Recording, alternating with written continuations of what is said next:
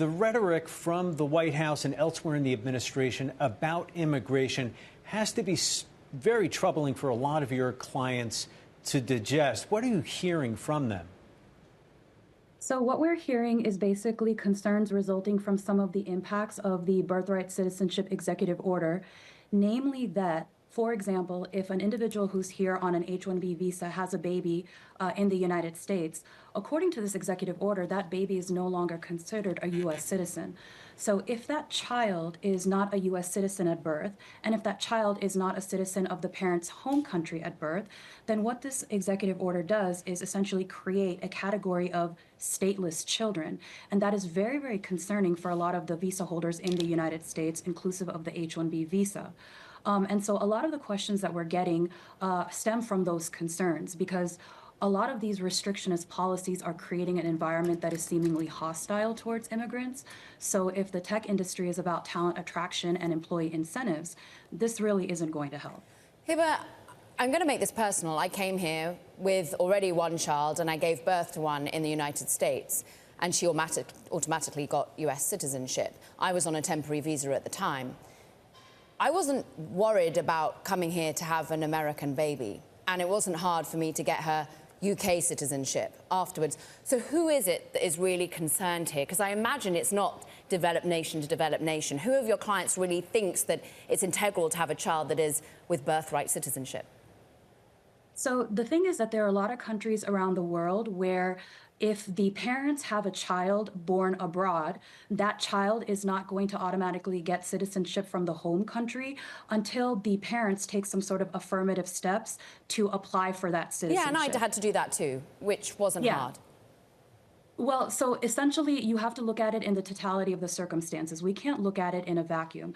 If the United States is going to have policies that are seemingly hostile towards immigrants or making it harder for immigrants to establish their families and their lives in the United States, then irrespective of whether the citizenship of the home country is easy for the parent to obtain for their child, that visa holder in the United States is going to think twice about whether or not they want to settle in the United States long term. So then if you take a look at the companies that actually employ those individuals, those companies are going to find it more difficult to retain the top talent that they rely on in order for them to be competitive on a global stage. So what I'm hopeful for is that whatever policy comes out of this administration continues to be very welcoming and creates that culture of welcome, irrespective of whether the individuals have to deal with certain citizenship issues for their child or not. But we have to understand that birthright citizenship is enshrined in our Constitution.